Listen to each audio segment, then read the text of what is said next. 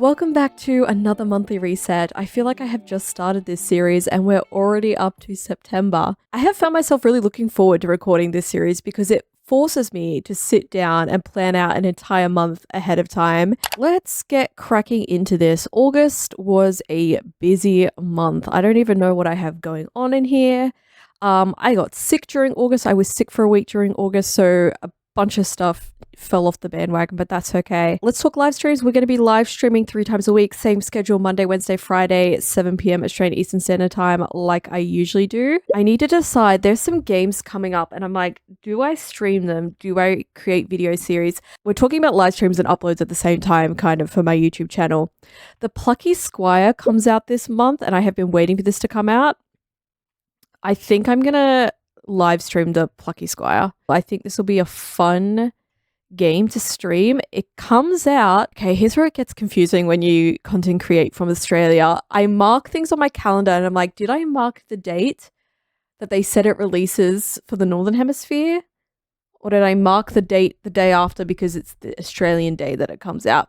Either way, it should be available for me to stream on the Wednesday. We initially planned for the game to be about 3 to 5 hours long, but is now 8 to 10 hours. I am probably going to get 3 to 4 streams out of this. Good pizza, great pizza. So we get 2 more weeks of good pizza, great pizza before Plucky Squire hits. Monday, Wednesday, Friday. Monday, Wednesday, Friday. Okay, this Monday, Tiny Glade releases. I can't find an exact release time for Tiny Glade, so I'm going to assume it's midnight of the 23rd, which will be sometime the 24th for us. I have an idea of something that I want to build in Tiny Glade. I don't know whether I should make it a video or stream. I think I'm going to make this a video. I'm not going to tell you exactly what the video idea is, but I have a fun plan of something to build in Tiny Glade, and I might also do a stream separately for it. Zelda Echoes of Wisdom releases. I really want to make this a video series. I don't think I'm going to stream Zelda just because it's one of my favorite games and I want to take like good time and give my attention to this. And when you're streaming, it's like your time is split between chatting with people and playing the game, and it's more interactive, and I just want to give it all my attention because Zelda is like one of my all-time favorites, but I do want to do content for it, so I think that's going to be a video series. I'm going to start the video series on release day. Also, is this 26? Why have I put all the wrong dates? It's saying 26 still on the Australian side, but it says 26.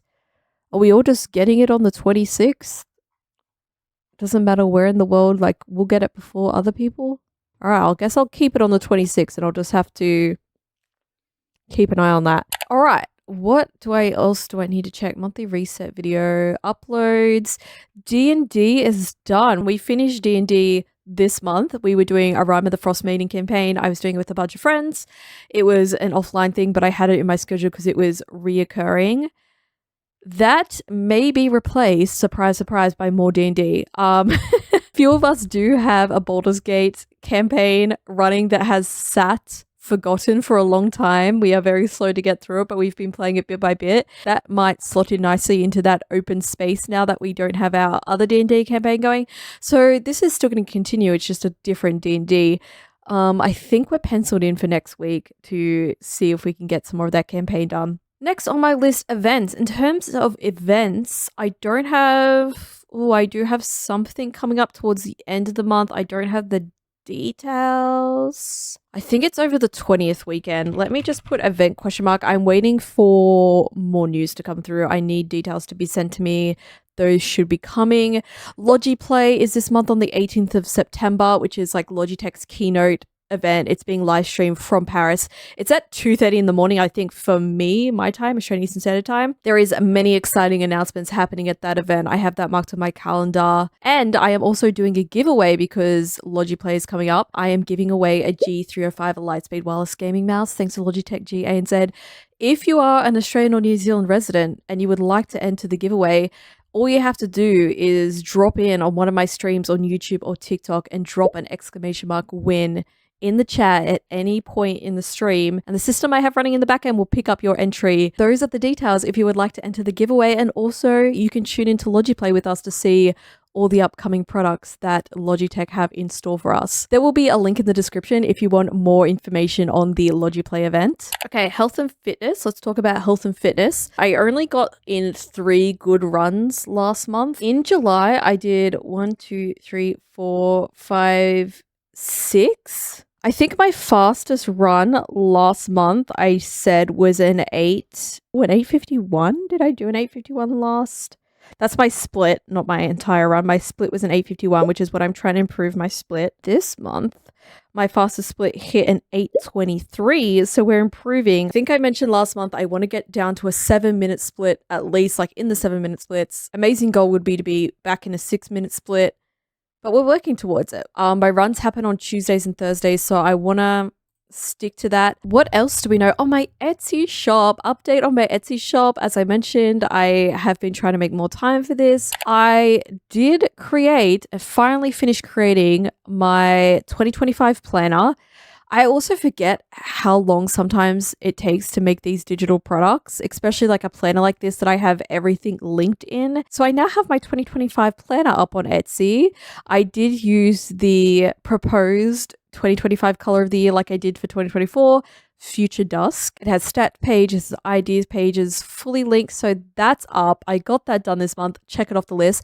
I have also started creating a poster series. I have this Reddit Read It idea where this can be printed as a poster and it's like your TBR tracking, and I have different numbers. So I have a version without numbers and a version with the numbers in the boxes. So this is the 50 book layout, and then you'll be able to use like a free Canva account to slip in the covers of books, not on the poster but printed out like this. So if you had whatever poster size, and then as you read books, whatever you want to make these, because I'll have them as frames, you can put in the book covers that you've read and keep track of your own books. This is just an example of a bunch of books, not even all books that I've read, just a bunch of books. And then I have a smaller version which only has 25 books. So you could do, and I kind of want to do one with 100, but 100 seems a lot. And then the rectangles would be tiny because look how small they are on a 50 already. I think 50 and 25 is probably good for now. This is the current project I've been working on to put on my Etsy. This will all be print ready templates in Canva set up, so it's so easy for people to use. Let me go back. So that is my reading poster. I still want to do a reading journal. Let's say next week, I'm going to move reading journal here. Next week, I want to have my reading poster. It's pretty much ready to go, but I have to do all the setup of the template and the setup of the listing on Etsy. Next week, I want to have the reading poster done. And then the week after, I'm going to start on a reading journal. And I think if I keep on this schedule of like, okay, one product done, let's start on the next project, not necessarily rushing through anything that I'm creating and just creating things that I want for my Etsy, eventually I will grow my product base on Etsy, because right now it's very limited. I don't really have much on my Etsy. As I've mentioned before, I want to take advantage of having that Etsy store, having the good rating, and I also just enjoy, I enjoy creating stuff, like designing is what I like. So just having these little projects running is really fun, and I'll grow my offerings on my Etsy store. So what's next? Books. Let's get into the book segment of this video. Last month, I was on my way to finishing Bride by Ali Hazelwood, which is now complete. I gave this 5 stars on Goodreads. Bride is about the shaky alliances between vampires, werewolves, and humans, and a marriage of convenience that forms a truce between the different tribes. There is like every cliche about vampires and werewolves in this book, but it's also done in like a way that is like fun and isn't taking itself too seriously in a lot of ways. One of the things that I enjoyed most about this book is that the main character is a woman in STEM, and that is something that Ali Hazelwood focuses on in her romance novels, because usually she writes straight romance, not fantasy romance. But the way that she under-explains the STEM parts of the story, it makes you feel like the main character or the author herself actually knows what she's talking about because it doesn't need to be over explained. So I'd like to read some of her other stuff to see if that continues in her other books, because if it does, I will love that. So her other books are on my radar to be reading, but that Bride was a 5-star from me. Okay, my TBR from last month kind of got a little bit derailed, and let me tell you what happened. Prior to August, I had started the Haunting Adeline series, and I can't remember if I talked about this last month, but we're going to cover it again just a little bit. I had picked up the Haunting Adeline series. I started with the little first novella, Satan's Affair, and I could not stand it. I picked it up because it was trending on BookTok for a long time. It's a dark romance book. I read the first one and I was just like, this is not for me, and I DNF'd it and I put it down for the longest time. Around mid-August, I picked it up again because I just can't stand DNFing a book. I'm one of those people, I've picked it up, I'm going to grind through to the end. I kind of skimmed through the rest of Satan's Affair just to get an idea of what the story was. The first book in the duology, which is Haunting Adeline, I was like, okay, I get it. This is dark romance. It makes sense. I can get through it. I finished Haunting Adeline. The painful thing about Haunting Adeline, I think I gave it 3 or 4 stars on Goodreads. I gave it 3 stars, which makes sense. I gave Haunting Adeline 3 stars on Goodreads because I get it. It's okay. Wouldn't read it again. Wouldn't recommend it to anyone. But I can understand why people like it. Haunting Adeline does end on a cliffhanger. So, of course, I went on to the second book in the duology, Hunting Adeline, and DNF'd. I will not be picking this up again. It just gets... I don't even know how to explain it. I gave it 1 star on Goodreads. Haunting Adeline is dark romance, so be warned. If you don't like dark romance, don't even pick it up. But Hunting Adeline just morphs into something that just goes beyond dark romance. And I will just give you some of the reviews that are on Goodreads for Hunting Adeline because I don't even know how to explain this.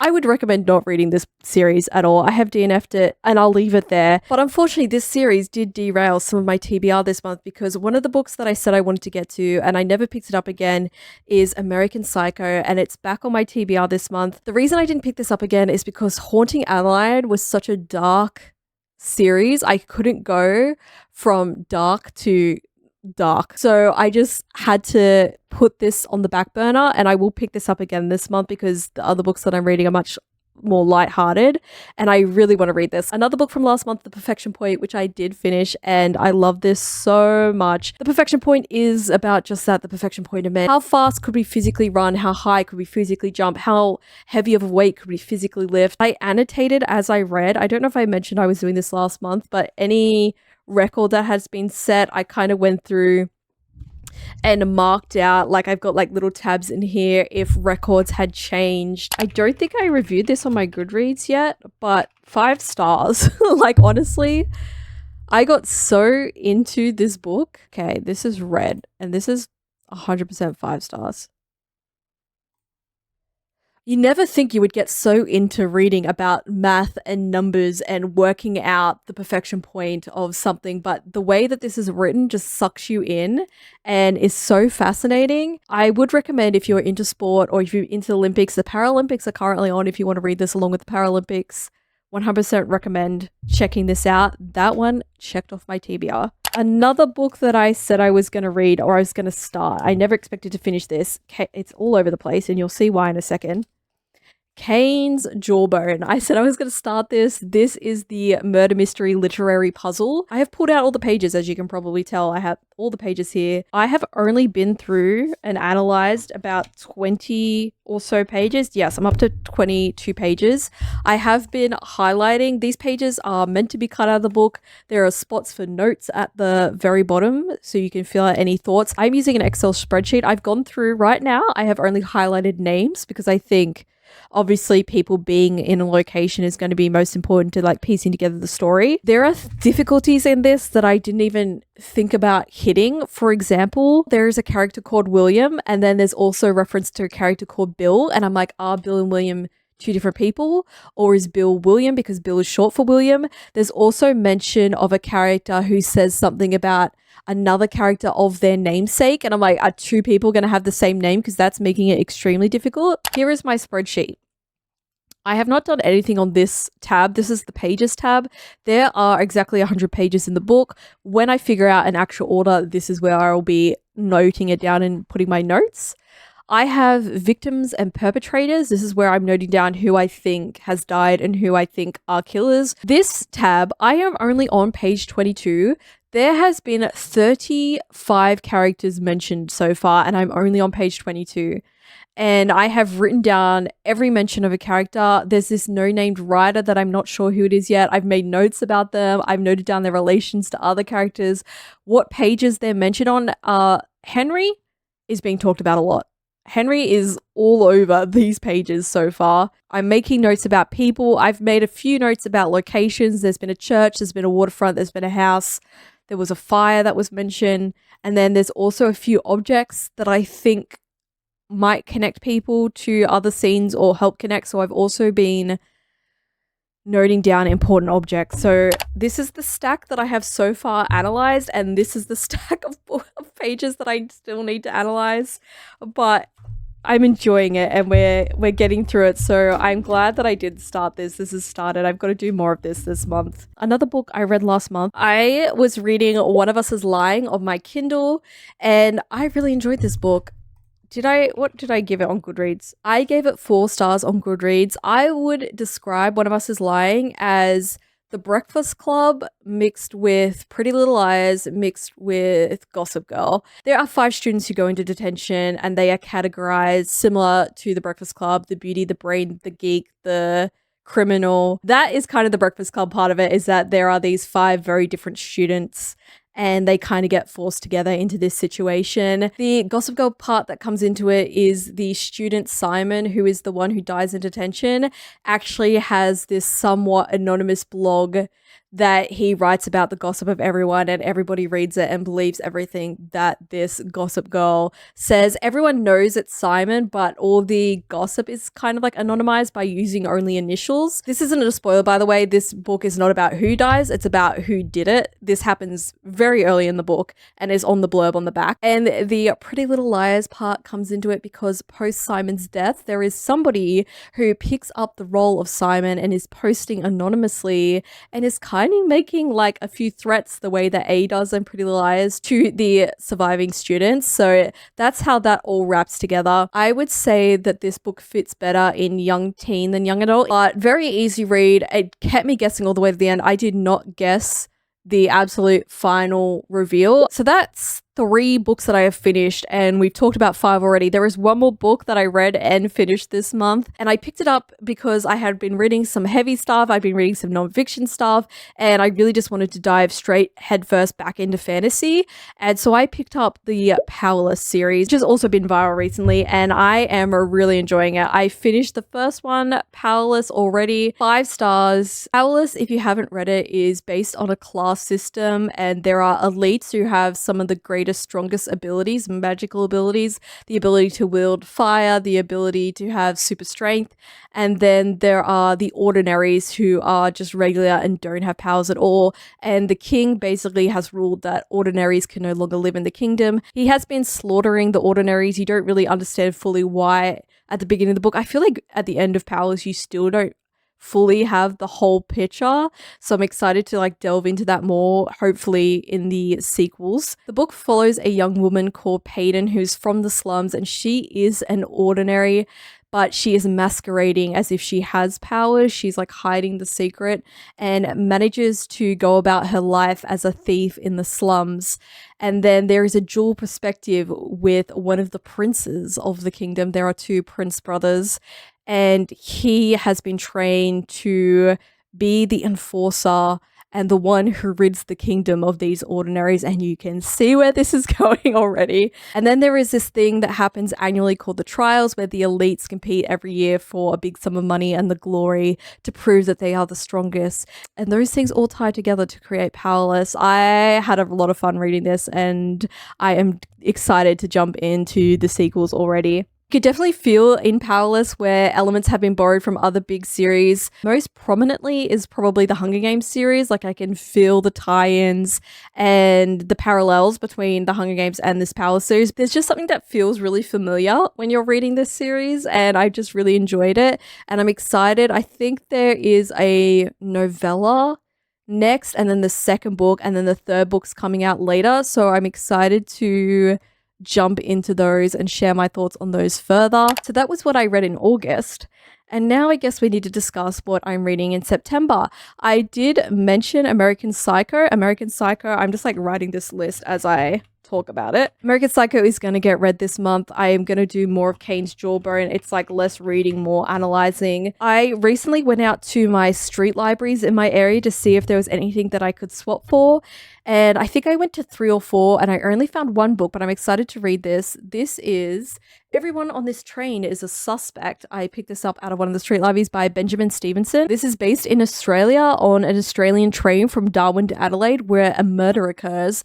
But on the train is a bunch of writers that write around the subject of murder. There's a debut writer, a forensic science writer, a blockbuster writer, a legal thriller writer, a literary writer, and a psychological suspense writer. And I am very excited to read this because I love, as you know, a murder mystery. And this is another one, but it's based on an Australian location, which I love. The little blurb at the bottom of the book says, "How can you find a killer when all the suspects know how to get away with murder?" I haven't read anything by Benjamin Stevenson before. He's also written Everyone in My Family Has Killed Someone, which I've heard about, but I haven't read.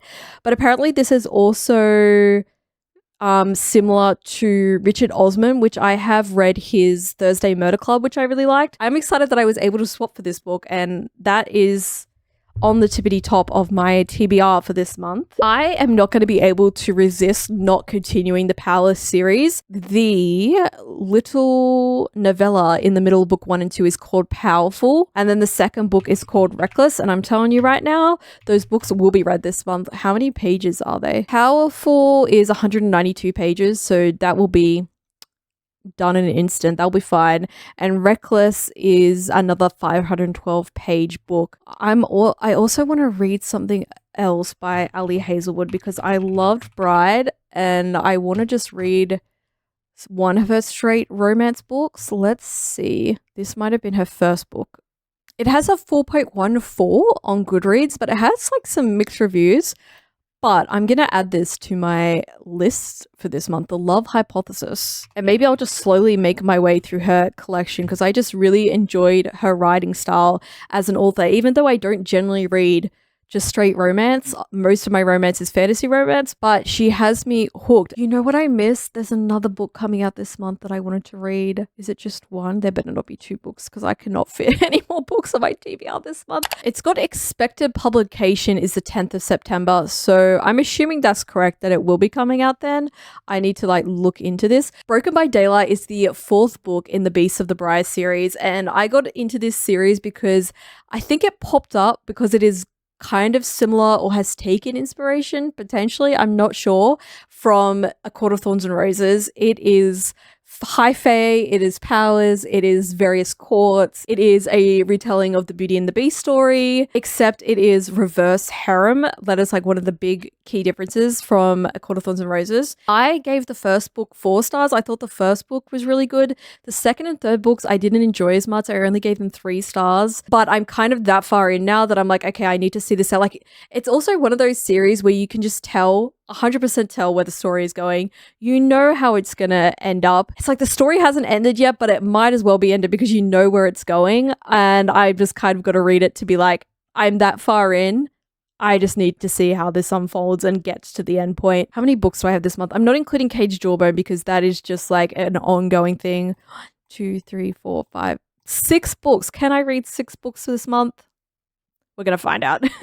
To be determined whether I get through them all. All right, that is my September reset. I hope you enjoyed me sitting here and just rambling on about all the things that I have going on this month and I want to get through. My calendar is looking very full and padded out in terms of content. I am going to be busy. We love a busy month though, and I love sitting down and planning this out. I feel so much more organized and so much more clear about what my goals are this month. If you enjoyed this video, make sure to like and subscribe. It really helps my channel out and I truly appreciate it. And hopefully I I will catch you next month for our October monthly reset.